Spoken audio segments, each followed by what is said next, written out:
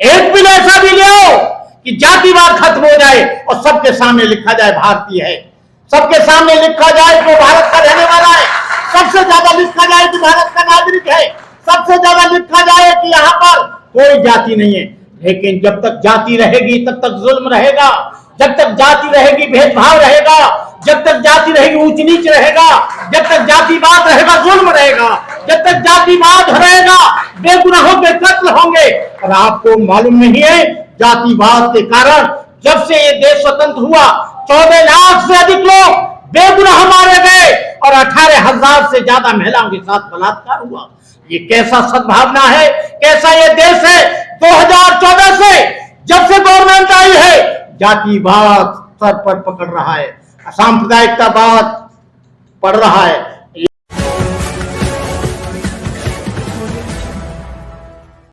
शीलराशि शुभाननम वयं वंदामहे बंधम भीमयं वेदनामकम्। इस कार्यक्रम के आयोजक संयोजक हाफिज गुलाम सरवर जी, और सबसे पहले मैं उस महापुरुष को नमन करता हूं जिसने भारतीय संविधान बनाकर हम लोगों को धर्मनिरपेक्षता दी, मानवता का पाठ पढ़ाया और भारतीय संविधान में इंसान को बराबरी का अधिकार दिया।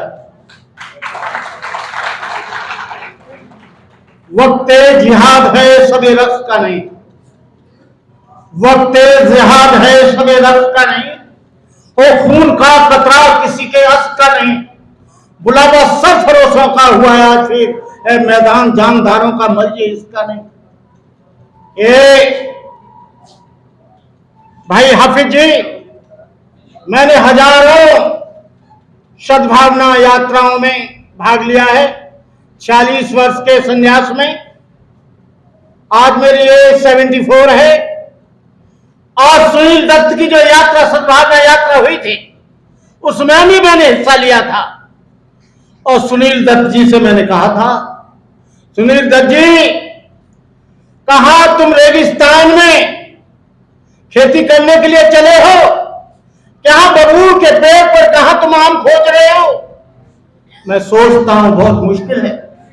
ये देश महावीर स्वामी जैन का है, गुरु नानक का है, कबीर का है, बुद्ध का है, चोखा मेला का है, डॉक्टर अम्बेडकर का है, बापू का है, जवाहरलाल नेहरू का है। ये देश को जगाने के लिए बहुत से लोगों ने काम किया, लेकिन हम 2014 से देख रहे हैं क्या सद्भावना आई। यहां पर मेघवाल, जितेंद्र मेघवाल जैसे व्यक्ति को मूंछ रखने पर कत्ल किया जाता है। क्या सद्भावना आई? इंद्रपाल जैसे 9 वर्ष के बच्चे को प्यास लगती है, उसे घरे के पास जाता है, उसे मारकर लोहान कर दिया जाता है, उसका फेफड़ा फट जाता है। क्या यहां पर आई? कासगंज में दलित आदमी की बारात नहीं चढ़ने जाती है, क्या सद्भावना आई?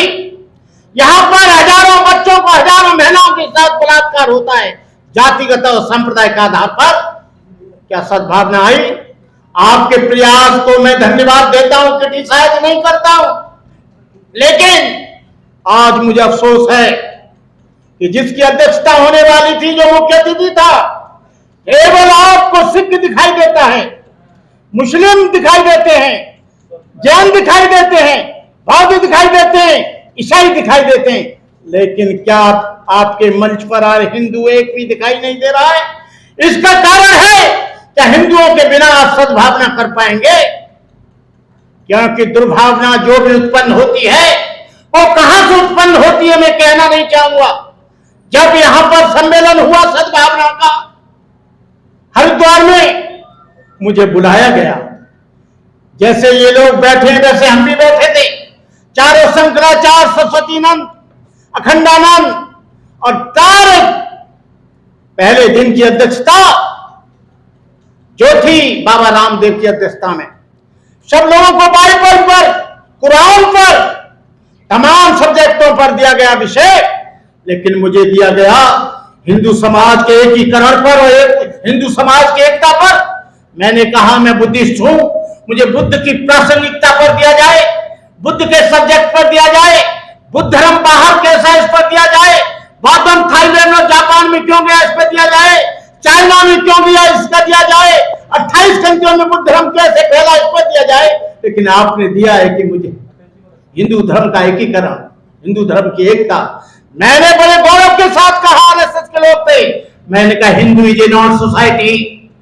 मुसलमानों में मुसलमान पैदा होता है, ईसाइयों में ईसाई पैदा होता है, सिखों में सिख पैदा होता है, जैनियों में जैनी पैदा होता है, पारसों में पारसी पैदा होता है, बौद्धों में बौद्ध पैदा होता है।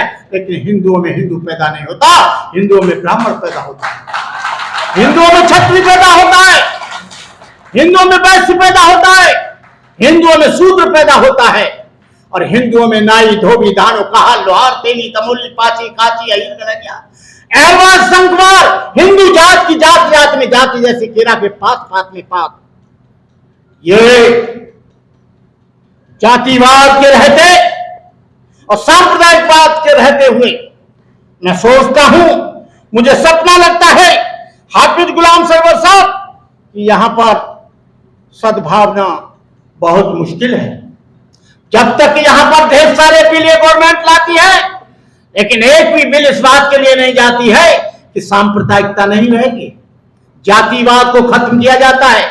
एक बिल ऐसा भी ले आओ कि जातिवाद खत्म हो जाए और सबके सामने लिखा जाए भारतीय है, सबके सामने लिखा जाए जो भारत का रहने वाला है, सबसे ज्यादा लिखा जाए कि भारत का नागरिक है, सबसे ज्यादा लिखा जाए कि यहाँ पर कोई जाति नहीं है। लेकिन जब तक जाति रहेगी तब तक जुल्म रहेगा, जब तक जाति रहेगी भेदभाव रहेगा, जब तक जाति रहेगी ऊंच नीच रहेगा, जब तक जातिवाद रहेगा जुल्म रहेगा, जब तक जातिवाद रहेगा बेगुनाहों के कत्ल होंगे। और आपको मालूम नहीं है जातिवाद के कारण जब से ये देश स्वतंत्र हुआ 14 लाख से अधिक लोग बेगुनाह मारे गए और 18,000 से ज्यादा महिलाओं के साथ बलात्कार हुआ।